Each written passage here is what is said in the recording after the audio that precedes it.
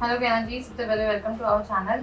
क्या कुछ कहना चाहोगे आप लॉकअप और एकता कपूर को लेके, जो कंट्रोवर्सी आपने बोली है कि आपको इतने महीने तक घर पे बिठाया, उसकी स्टोरी थोड़ी सी अगर आप शॉर्ट में स्टार्ट से बता सकते हो। मैं ये बोलना चाहूँगी कि मैंने इन्हें अप्रोच नहीं किया था। मैं इनके पास काम मांगने नहीं गई थी। इनकी कास्टिंग टीम का मुझे कॉल आया था कि हम लोग एक रियलिटी शो कर रहे हैं जो कि काफ़ी हद तक सिमिलर होगा बिग बॉस जैसा, बट बिग बॉस नहीं है। सो करते हैं। अर्लियर मैं नहीं करना चाहती थी क्योंकि मुझे ऐसा लगा कि कहीं कोई इश्यूज़ ना हो जाए, बट स्टिल देन इन्होंने मुझसे कहा चलो एक मीटिंग कर लेते हैं। मैं फर्स्ट मीटिंग करके आई एंडे मॉल शाइन इंडिया में, जहाँ पे मेरी काफ़ी लोगों से मुलाकात हुई। जूम कॉल पे मेरी शो के क्रिएटिव हेड से बात हुई। देन दे वर लाइक हम ये शो कर रहे हैं। 2 दिन के बाद मुझे कॉल आया पेमेंट को लेकर के। फाइनली हम लोग एक पॉइंट पे आए कि मैं 1.5 लाख रुपीज़ पर वीक ले रही हूँ। मेरे पास कंफर्मेशन लेटर आ गया, मेरे पास सब कुछ हो गया। उसके बाद मेरी इनके टीम मेंबर से, क्रिएटिव हेड, ईपी, चैनल वाले सबके साथ में जूम कॉल पे बात हुई और वहाँ पे उन लोगों ने मुझसे पूछा आपको पता है हमारे शो की होस्ट कौन है। देन फाइनली मुझे पता चला कि कंगना रनावत ये शो कर रही है। उनका पहला क्वेश्चन कि आपको कोई इशू तो नहीं कंगना कर रही है, क्योंकि देयर वर मैनी आर्टिस्ट जिन्होंने छोड़ दिया ये शो जब उनको पता चला कि कंगना रनावत कर रही है शो। मैंने कहा नहीं नहीं, मुझे कोई इशू नहीं, वो अपना काम करे, मैं अपना काम कर रही हूँ। फिर उसके बाद उन्होंने मुझसे पूछा आपको पता है यहाँ पे आपके सीक्रेट्स रिवील होंगे, जब आपका एलिमिनेशन राउंड आएगा तो हम लोग आपके सीक्रेट्स रिवील करेंगे, आपको अपने आप को बचाने का वही एक तरीका है। फिर आपके पास आपके पॉइंट्स होने चाहिए आर्ग्यू करने के लिए। फिर वही सारी बातें हुई। फिर उसके बाद उन्होंने मुझसे पूछा आपके ब्लड टेस्ट, आपके लास्ट 1 ईयर में जो भी चेकअप्स हैं, जो भी मेडिसिन्स लेती हैं, आप अल्कोहल कंजम्पशन करती हैं नहीं करती हैं, आप सिगरेट्स पीती हैं नहीं पीती हैं। तो मैंने बताया मैं सिगरेट्स नहीं पीती हूँ, मेरा अल्कोहल का कोई सीन नहीं है। फिर मैंने सारे मेडिकल रिपोर्ट्स उनको दिए, एंडेमॉल का सारा फॉर्म जो आता है वो सारी चीज़ें मैंने उन्हें भेजी। उसके बाद उन्होंने मुझसे डॉक्टर का नंबर लिया, उन्होंने बात की। मैं डायबिटिक हूँ, मैं इंसुलिन डिपेंडेंट हूँ, तो मेरे उन्होंने इंसुलिन के नाम मैंने 1.5-2 महीने की अगली शॉपिंग कर ली दवाइयों की। फिर उन्होंने उसके बाद मुझे सबअर्बन भेजा जहाँ पे सारे टेस्ट करते हैं, सारे ब्लड टेस्ट वो करवाए। उसके बाद इनके साइकेट्रिस्ट के साथ में 2 से ढाई घंटे का सेशन था, वो हुआ, वो इंटरेक्शन किया पूरी तरह से प्रॉपर। फिर उसके बाद इनके क्रिएटिव हेड वगैरह सबके साथ फिर से 2 से ढाई घंटे का सेशन हुआ। फिर उसके बाद बैक टू बैक चल रहा है। फिर कोशा के साथ में मैं कंटिन्यूसली टच में हूँ, रिदांश के टच में कंटिन्यूसली हूँ, सबसे बातें चल रही, सारी चीज़ें हो रही हैं धीरे धीरे। हाँ, फिर एक दिन एक पॉइंट पे आते हैं कि now you should start shopping. मैंने कहा चलो ठीक है। तो उनकी एक बड़ी लंबी चौड़ी सी लिस्ट आई जहाँ पे it was written very clearly कि आपको ऐसे बैग कैरी करने हैं, उस पर कोई ब्रांड नहीं होना चाहिए, कोई लोगो नहीं होना चाहिए, कोई प्रिंट नहीं होनी चाहिए, कोई फेमस कार्टून नहीं होना चाहिए, कोई रिलीजियस कैरेक्टर नहीं होना चाहिए। पूरी की पूरी शॉपिंग बदलनी पड़ गई, पूरे सामान चेंज करने पड़ गए। 2 से ढाई लाख की सिर्फ शॉपिंग हुई। मैं ये अमाउंट इसलिए मेंशन कर रही हूँ, बहुत छोटा पैसा है, ऐसा नहीं कि बहुत बड़ा है, बट जिस सिचुएशन में मैं अभी हूँ, क्योंकि मैंने 1 साल से कोई काम नहीं किया, तो मेरे लिए मैटर करता है। अगर आपको मुझे शो में नहीं लेना था तो आपको मुझसे इतने फालतू के खर्चे नहीं करवाने थे।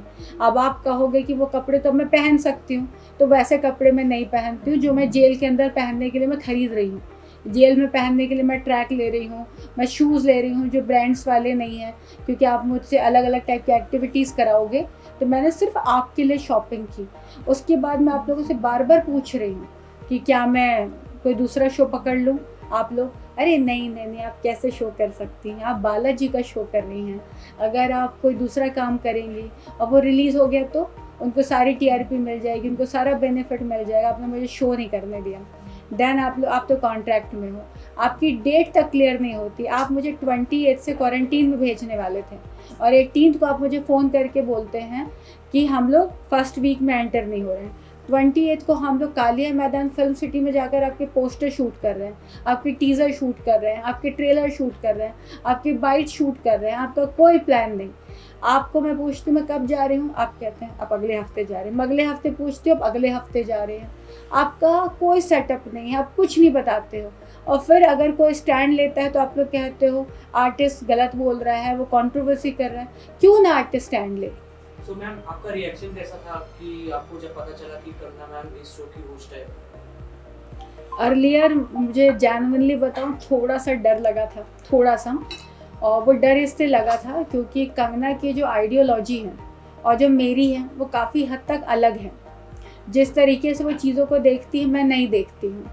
हर किसी के अपने अपने पॉइंट ऑफ व्यू होते हैं, मेरे अपने हैं। So I am no one to say कि शी इज़ रॉन्ग और कुछ भी, बट चीज़ें बदल जाती हैं।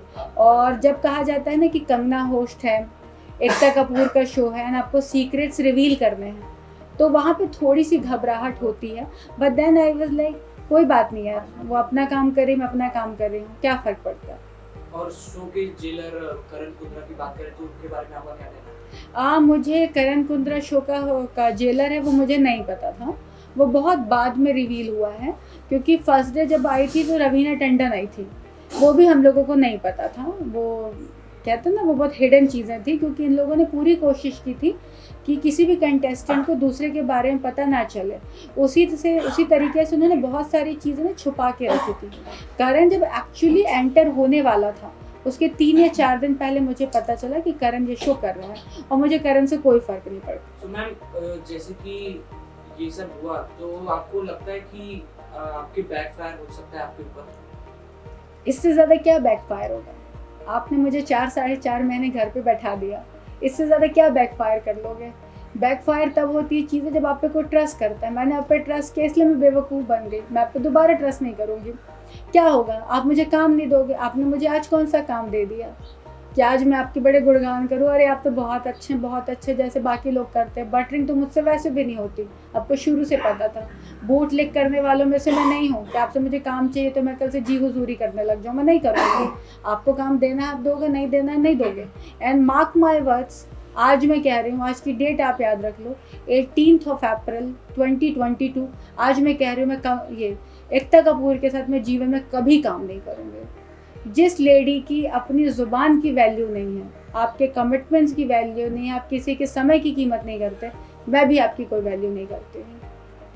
एग्जैक्टली। एंड इसके अलावा अगर मैं आपसे पूछूं कि क्या रीज़न आपको लगता है कि आपको टर्मिनेट किया गया, इसके पीछे का जो कॉन्ट्रैक्ट आपका किया गया टर्मिनेट, इसका रीज़न आपके हिसाब से क्या हो सकता है? मुझे कुछ नहीं पता, बिलीव मी, क्योंकि जब मैं शो के लिए मीटिंग करने गई थी तो जिस तरीके से मेरा इनके साथ इंटरेक्शन था, उन्होंने कहा गहना मैम आप लास्ट 1 ईयर से कंटिन्यूसली न्यूज़ में हो, तो बताओ आपको शो करना है। मैंने कहा कर सकते हैं। तो उन्होंने मुझसे पूछा कि आपको लगता है कि आपको और भी पब्लिसिटी की ज़रूरत है? तो मेरा एक स्टेटमेंट था कि पब्लिसिटी की ज़रूरत तो शाहरुख खान को भी होती है। अगर एक एक्टर मार्केट से थोड़े दिन के लिए गायब हो जाए तो उसे कमबैक की ज़रूरत पड़ती है, ये मैंने कहा था। तो ये लोग मेरे को लेकर कि बहुत बहुत ओवर कॉन्फिडेंट थे, बहुत ज़्यादा एक्साइटेड थे, मुझे कभी नहीं लगा। और ये जो वाइल्ड कार्ड वाली एंट्री है जो मुझे 18 को पता चली, 18 मार्च को, वो भी मेरे लिए शॉकिंग था, क्योंकि मैं मेन कंटेस्टेंट की तरह जा रही थी। I was one of the 16। मेरी इनके डिज़ाइनर के साथ फिटिंग से लेके हर चीज़ को लेकर बात हुई है। एंड मुझे पता है कि इनके किसी क्रिएटिव हेड को भी नहीं पता था टिल 18 कि मैं वाइल्ड कार्ड में हूँ। और अचानक से जो 21 को पता चला है, वो तो मुझे नहीं लगता किसी को भी पता होगा, तो मुझे कैसे पता होगा? और रीज़न तो एकता कपूर ही बता सकती है। तो मैम आपने घर आप 3.5 महीने बैठे थे, तो आपने इसके ऊपर कोई जो है कंप्लेंट रजिस्टर की क्यों नहीं, और कुछ फाइल क्यों नहीं किया उनके अगेंस्ट? देखो मैं आपको एक बात बताती हूँ, जब आप ना कोई इंडस्ट्री में जब आप काम करते हो तो एक तो बहुत टफ हो जाता है किसी के अगेंस्ट केस करना या किसी के अगेंस्ट स्टैंड लेना। और मैं हूँ नहीं उन लोगों में से जो किसी के खिलाफ केस करे, किसी के खिलाफ स्टैंड ले। आज ये जो हो रहा है ये मैं अपने लिए स्टैंड ले रही हूँ। किसी को डिफेम करना, किसी के खिलाफ बोलना, ऐसा कुछ नहीं है। मैं वो बोल रही हूँ जो एक्चुअली ट्रुथ है, मेरे पास हर चीज़ का प्रूफ है। और मैं इसलिए बोल रही हूँ कि अगर आज मैं नहीं बोलूँगी तो कल कोई नहीं बोलेगा। ऐसे ना जाने कितने आर्टिस्ट हैं जिनको 6-6 महीने घर पे बैठा दिया जाता है, उनके साथ शूट कर लिया जाता है, फिर अचानक से शो बंद हो जाता है तो उन्हें उनकी पेमेंट नहीं मिलती है। 3 महीने शो चला, उसके बाद कुछ दिन के बाद बंद हो गया, फिर बोलते हैं 6 महीने बाद पेमेंट ले जाओ। उस ड्यूरेशन में आर्टिस्ट कैसे घर चलाएगा? आर्टिस्ट को 25 दिन के लिए ब्लॉक किया जाता है, 30 दिन के लिए ब्लॉक किया जाता है, 5 दिन का शूट होता है। आर्टिस्ट को सेट पे बुलाकर मेकअप करवा देते हैं, एक्टिंग नहीं करवाते हैं तो पेमेंट नहीं देते हैं, भले आर्टिस्ट का पूरा दिन चला जाए। स्टैंड तो लेना होगा। 12 घंटे के शिफ्ट में आप 18 घंटे काम कराते हो। आर्टिस्ट जहाँ रहता है उससे 2 घंटे की ट्रैवलिंग होती है, 2 घंटे वापस आता है, 12 घंटे की शिफ्ट होती है, 16 घंटे में वैसे भी काम करता है। उसके बाद आप उसे 8 घंटे और काम कराते हो। आर्टिस्ट सिर्फ ये सोचिए चुप रह जाता है, आज नहीं बोलना है, कल काम नहीं मिलेगा, नहीं बोलना है, इस तरीके से पूरी ज़िंदगी घिस जाती है। और वो जैसे आया था शायद एक अच्छे इंसान की तरह आता है, बाद में एक जिंदा लाश बन के रह जाता है। और एक दिन आता है जो सुशांत सिंह राजपूत जैसे लोग सुसाइड कर लेते हैं, मर जाते हैं, पता नहीं कितने लोग मर जाते हैं। बाद में 4 लोग खड़े हो जाते हैं पोस्टर लेके, हमको सिंपैथी है। जब वो जिंदा था तब सिंपैथी नहीं थी। आज आप उसके लिए 4 मॉडल्स खड़ी हो जाते हैं रोने को, हम उससे ये करते वो करते। वो जिंदा था तब कोई क्यों नहीं करता है? तो मैम आपको जब पता चला कि आप शो में जाने वाली है तो आप शो फॉलो करती थी, और अगर करती थी तो आपका फेवरेट कंटेस्टेंट कौन था शो में? जब मैं शुरू में मैं भी एक्साइटेड थी कि मैं शो कर रही हूँ, तो जब फर्स्ट डे रिवील हुआ मुनव्वर वगैरह, तो मैं शो को जेन्युइनली बहुत अच्छे से फॉलो कर रही थी। और मैंने देखा मुनव्वर की फ़ैन फॉलोइंग एक्चुअली अच्छी है, लोग उसे वाकई बहुत अच्छे से कमेंट्स करते थे। हम लोग ना कमेंट्स पढ़ते थे, मैं प्रॉपर फॉलो कर रही थी। मैं 2-3 आईडी से मैंने लॉगिन किया था कि बालाजी का शो है, उनके फॉलोवर्स बढ़ जाए, उनके व्यूवरशिप बढ़ जाए। मैं भी बार बार एग्जिट होकर बार बार लॉगिन करती थी कि उनके व्यूवर्स बढ़ जाए। मैं पूरी कोशिश कर रही थी कि लोगों का अच्छा हो जाए। तो मैंने वहाँ रियलाइज़ किया कि मुनव्वर सबसे रियल था, और अगर वो फेक भी था ना तो इतने अच्छे से फेक था कि वो बुरा नहीं लगता था। स्टेटमेंट भी पास करता था तो सार्कास्टिक होते थे, लेकिन वो बिटर नहीं थे। So he was playing really well. वो मेन गेमर था, और सबको वहाँ पे जो कहते हैं ना क्यूट वाला एक अच्छी सी जो फीलिंग आती है तो मुनव्वर के साथ आती थी। आप देखते हर कोई घेर रहा था। कभी शायशा ने कहा वो क्रश है, कभी कभी सारा उसके साथ होती, पूनम वहाँ पे थी, अंजलि को उसके साथ लव एंगल के लिए क्रिएट कर दिया गया। तो लव एंगल उन्हीं एक्टरों के साथ क्रिएट किए जाते हैं, कहीं भी देख लो, जिनको लंबी रेस के लिए रखा जाता है। आप देख लो तेजरन थे, लास्ट तक रहे। उसके पहले सिद्धार्थ और शहनाज थे, वो भी बहुत टाइम तक रहे। आसिम और उसका जो था उमर, नहीं क्या नाम था, आसिम और हिमांशी, ये लोग साथ में थे। तो जब लव ट्रायंगल या लव एंगल्स क्रिएट किए जाते हैं ना किसी भी टाइप को, इसीलिए रखे जाते हैं ताकि वो टीआरपी दो और लंबे टाइम तक रहे। सो आई फील कि मुनव्वर फाइनल पर तो है। सो आपने जैसे मुनव्वर जी को मेंशन किया, तो उनका भी एक न्यूज़ सामने आ रहा है कि ही इज मैरिड और उनका लॉकअप में कोई लव एंगल चल रहा है। सो उसके ऊपर आपका क्या कहना है? टीआरपी, इसका एक ही जवाब है, TRP. It's all about TRP. Even मुझसे भी पूछा गया था कि अगर आपको शो के अंदर जाके अफेयर करना पड़ा तो are you okay with that? I was like done. मैंने कहा मेरा अगर स्वयंवर भी करवाना पड़े शो में ना तो करवा देना, हम स्वयंवर भी कर लेंगे फॉर टीआरपी। सो ये सारा गेम तो टीआरपी का है। जो कंटेस्टेंट टीआरपी देता है वो ज़्यादा टाइम तक है। आप लड़ कर दो, झगड़ के दो, रो कर दो, ड्रामे करके दो। सो ये सारा गेम टीआरपी का है। एंड मुझे पता नहीं क्यों लगता है, मैं हालांकि कोई प्रेडिक्टर नहीं हूँ, बट फिर भी मुझे ऐसा लगता है कि जिस दिन ये शो ख़त्म होगा अंजलि एंड मुनव्वर मिलेंगे भी नहीं। बोले इस शो को लेके काफ़ी कंट्रोवर्सी हो रही है, तो अगर अब आपको सीजन 2 या फिर नेक्स्ट सीजन ऑफर हुआ तो क्या आप जाना पसंद करेंगे? मैं लाइफ में कभी नहीं करना चाहूँगी। मुझे अगर अभी फ़ोन आए ना कि कल आप इनकी वाइल्ड कार्ड एंट्री में चले जाओ, अगर वो मुझसे कहते हैं कि हम आपको जो पे कर रहे हैं उससे हम आपको 10 गुना भी ज़्यादा देते हैं, मैं तो भी नहीं करूँगी। मैं अपनी लाइफ में अपनी बात को लेकर बहुत पक्की हूँ, और जो उतर गया नज़र से ना उतर गया। एकता मैम, आपने पूरी इज्जत खो दी यार।